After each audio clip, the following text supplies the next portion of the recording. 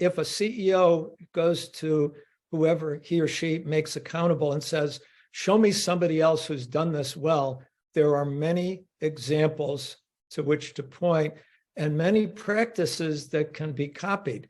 This is not, you don't have to invent the wheel. The wheel has been invented and it's been used successfully in many places. So if we go to, let's go to the fact here, and this is not about celebrating one company.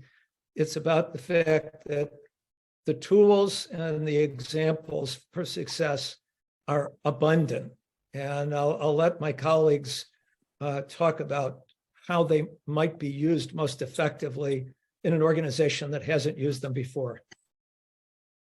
Yeah, in research that we did over the last decade at HealthNEXT, we have identified 10 pillars and at least 50 factors that employers need to evaluate and assess against.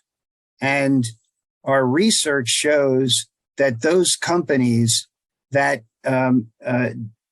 pay attention to these 10 pillars and to these 50 factors to the extent where they're operating at near benchmark excellence with many, if not all of them, they have those organizations who've been able to distinguish themselves this way have solved their healthcare cost trends and have demonstrated that their workforces are getting healthier over time. And as I mentioned before, have demonstrated superior performance in the marketplace.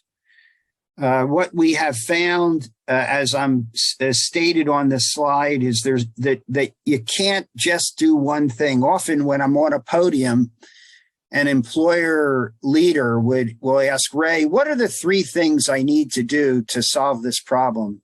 So sadly, as I've mentioned, there's 50 factors that need to be focused on. And our research shows that you need to do at least 35 of them, maybe even 36 or 37 of them very well. So this is a complex issue, but it's a manageable issue. It's an issue that can be addressed, as I said, over a multi-year strategic plan. The other point that's on the slide that I want to emphasize is that our research has demonstrated that these critical interventions need to be done in the right sequence. And in particular, as we started off and Mike made some elegant comments, early on, you really need leadership support and management alignment. Once you have leadership support and management alignment and a multi-year strategic plan, you're off and running. Both of those issues are fundamental and are, based on our research, recommended to be done early. And the mere selection of a number of point solutions with contracting, perhaps on an annual basis, will not get you, based on our research, where you really want to go. Mark? Yeah, I think the other thing I think you've sort of brought up is this: it's complicated, and there's lots of moving parts, and there's lots of different sort of vendors in this space. So many organizations will have, there'll be interventions from the healthcare benefit side. There might be some HR interventions. There might be some health and safety interventions. There might be some DE&I. There might be some recruitment interventions. Often all using third-party vendors, and often what happens is none of these things talk or connect or join the dots, and they don't understand how you transition from one to the next and how you can get value from them. So many organizations really aren't getting that true value because, all right, they're throwing a financial sort of solution at their employees, and they're also, having an EAP. Right. And some I think, what Mark's talking about is that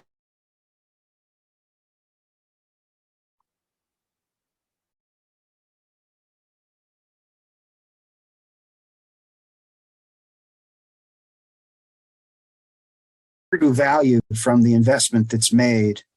If it's for that reason that we see organizations who engage in vendor summits, for example, are often best practice employers. Yeah, sorry, I think my internet's a little unstable. Yeah, let me make one comment about interventions. Many business interventions many interventions produce business benefits. They're multi-purpose. One of the best things we did at Pitney Bowes was reducing the time that service technicians spent behind the wheel as opposed to servicing customers by changing routing. We reduced their time, what we call their windshield time, 2 hours a day. That helped their well-being. It reduced the amount of sitting time, which is unhealthy. It got them to the next customer faster. And it really reduced the number of people we needed out in the field. So many interventions are not, you don't need a third-party vendor to do that. You can do them in-house. We did the same thing with changing the way we measured and trained our customer care center people so that they didn't experience as much stress. And that improved their health and well-being. So enlightened organizations look not just at third-party contracts and health interventions, but other things that benefit the business, but also have a huge opportunity in terms of health.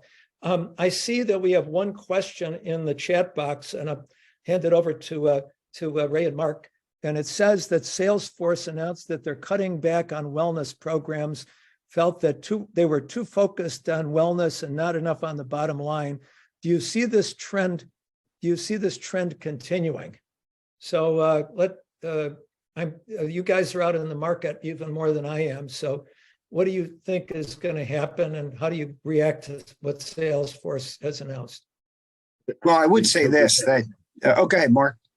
I was going to say, hopefully Salesforce might be listening to this, and the fact that what they're doing is going to hit their bottom line probably far more than the few savings they get from reducing a couple of wellness programs. But sorry, Ray, I interrupted. No. I mean, I agree. I will say, sadly, that during periods where organizations are not performing well financially, the programs that are sometimes reduced are, from our perspective, some of the most important ones to bring companies forward with superior performance. And so I'd like to say that the enlightened companies actually doubled down on what they believe, or at least what they articulate as their most important asset, their people, during periods where the organizations really focused on the bottom line.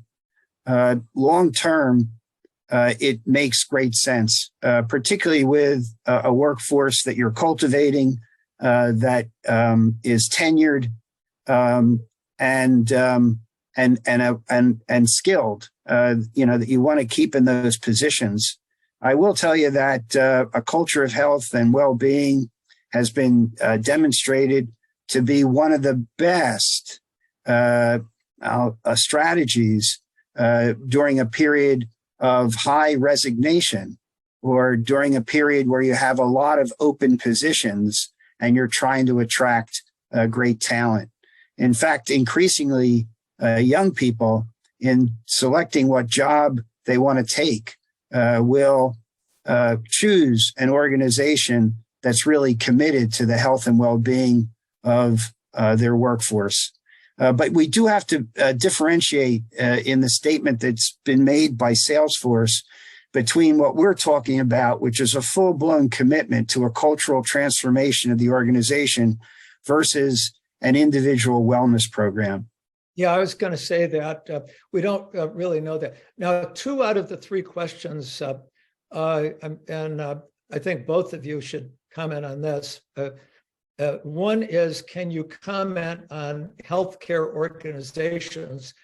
And secondly, high attrition rate, and since COVID, and COVID has sent hospital costs up. So how do we deal with the organizations that are accountable for trying to deal with the health of the rest of the population and make sure that they give appropriate focus to a culture of health. So both of you, I think, are eminently qualified to talk about this one. Yeah, I mean, it's been for healthcare organizations, the last 3 years has been brutal, and on the staff, it's been long hours and everything else. But historically, healthcare organizations haven't always been great at looking after the health of their employees, and often doctors and nurses, aren't always the best people to look after their own health. They know what they should do, but it's doesn't always happen in reality. So I do think there is a trend, and there's more enlightened healthcare organizations out there that are starting to build, trying to start to build a culture of health that's there.